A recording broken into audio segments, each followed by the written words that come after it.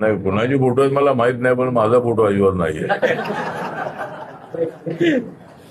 कारण मी कुठल्याही बाबाकडे अजिबात आजार नाही आहे. मला माहित आहे की मी कुठल्या बाबाकडे गेलो तर मला काही मिळणार नाही. त्यामुळे मिळायचं असेल तर ते नक्की मिळणार आहे. पण मी बाबाकडे जाण्याची माझी भूमिका अजिबात नाही आहे. मी बाबासाहेबांचा अनुयायी आहे आणि मी अंधश्रद्धेवर विश्वास ठेवणार आहे. श्रद्धेवर माझा विश्वास आहे, पण अंधश्रद्धा असता का कामा नये. आणि कुठल्या तरी बाबाने सांगितलं मंत्रिपद मिळतं, राज्यसभा मिळते किंवा तिकीट मिळतं असं अजिबात नाही आहे. पण एक लोकांच्या मनामधली एक भावना आहे.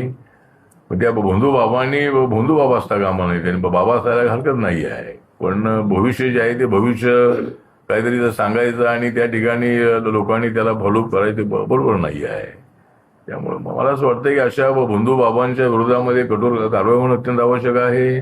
आणि हा जो अशोक खरा बाबा आहे, या बाबांनी सगळा तोबा करून टाकलेला आहे.